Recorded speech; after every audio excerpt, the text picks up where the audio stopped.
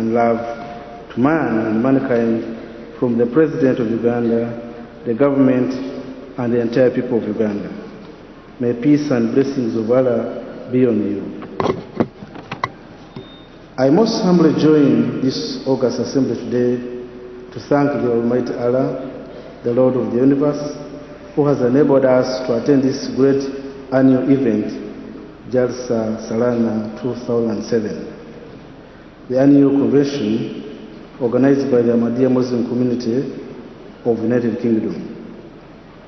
My deepest appreciation and thanks go to you, our beloved, the supreme head of the worldwide Ahmadiyya Muslim community, for your kind invitation and hosting all of us. May the Almighty Allah grant you long, fruitful, and successful life. Our dear beloved Huzu, kindly allow me to give a vote of appreciation to my beloved President of Uganda, His Excellency Yoweri Kaguta Museveni, who permitted my colleague, Honorable Dr. Obdea Beatrice, Minister for the Presidency, to attend last year's convention. He has again granted me the same opportunity and my delegation to attend this convention.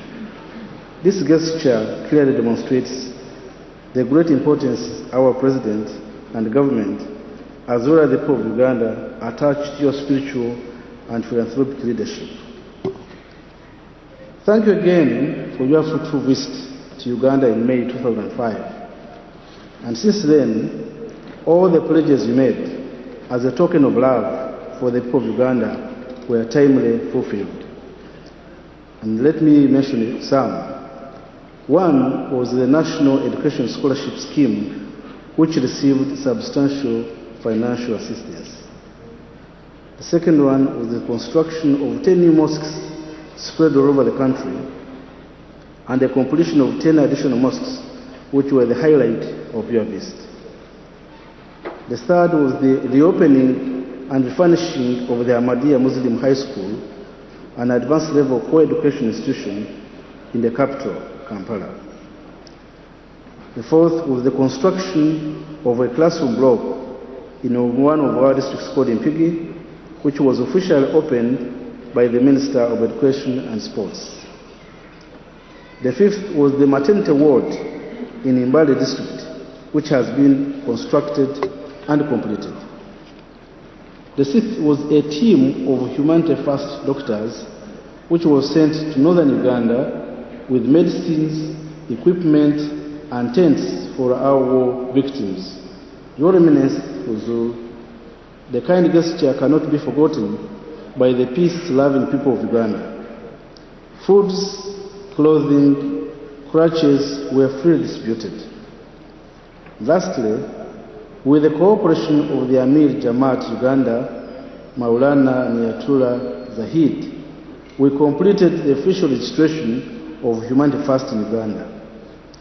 This organization is now free to operate in Uganda at all times as a charitable organization. Finally, Your Eminence, I again wish to take this rare opportunity to express our unreserved gratitude to the Amir of Uganda, Maulana Nyatula Zahid, for the exemplary cooperation with the government and the people of Uganda and other religious organizations in the country. We reiterate government support to the Supreme Head of the Ahmadiyya community for continued cooperation with the Ahmadiyya Muslim community in our endeavors to serve Uganda and humanity. I also wish to take this rare opportunity again to invite all members of the Ahmadiyya community here to visit Uganda and see our unique tourism, and also, more importantly, to come and invest in Uganda. We have a very good investment climate. I thank you in the spirit of love for all, hatred for none, for God and my country. Your Eminence, as a token and as a souvenir for our attendance this Jalsa Salana, allow me to present you something small as a gesture of appreciation.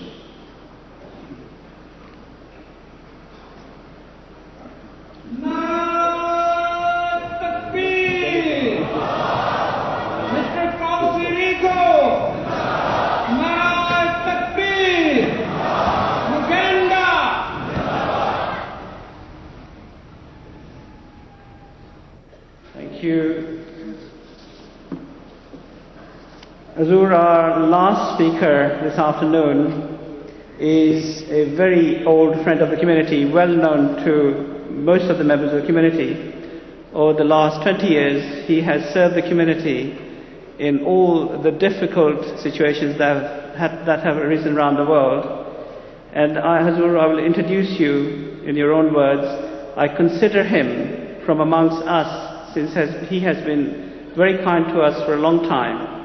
We cherish the concern that he always extends towards the Ahmadiyya community. I wish we would have some more people of such friendly and caring nature. Lord Avery.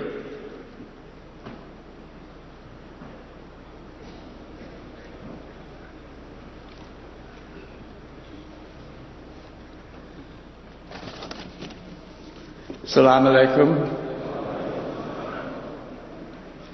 May I first extend my very warmest thanks to the Ahmadiyya Muslim community for inviting us to this enormously impressive convention and for allowing us the opportunity of meeting, before we came into this gathering, some of the representatives of the many other Ahmadiyya communities throughout the world. And I was particularly impressed to hear what the Minister from Uganda just said about the remarkable work of Humanity First, which we had an opportunity of discussing with some of their officials immediately before we came in. And my respectful thanks to His Holiness for the honour of being received by him earlier this afternoon, and for his tremendous spiritual leadership of the Ahmadiyya Muslims throughout the 5 continents in which you live. Huzur teaches the doctrine of peace and love within each community and between nations and peoples on the wider scale. And that is the true message of Islam. And it's also the principle on which people belonging to all religions, or to none, ought to be able to agree. As you know, His Holiness urges us to have love for all and hatred for none. And that's the only sound prescription for human beings to live together without conflict, and one that most people accept in theory, even if they don't always live up to it in practice.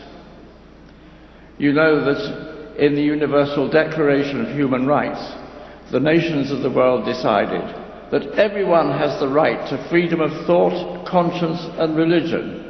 This right includes freedom to change his religion and belief, to manifest his religion or belief in teaching, practice, worship and observance.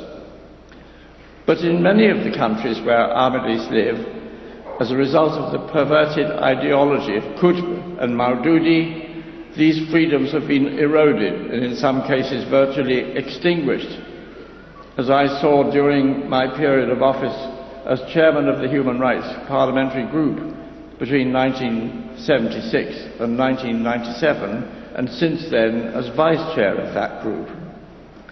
In Pakistan, the land where the promised Messiah appeared, the Parliamentary Human Rights Group noted earlier this year that Ahmadis face multiple threats to life and property, that they're effectively disfranchised, prevented from holding public gatherings, are denied access to higher education, and barred from entry to public employment except at the lowest levels. On top of the infamous blasphemy laws, which are a constant threat to the community, a law against apostasy has been proposed, which would make the death penalty mandatory for any person over the age of 18 becoming an Ahmadi. In Bangladesh, mobs incited to hatred and violence by fanatics have attacked Ahmadi mosques and murdered individual Ahmadis.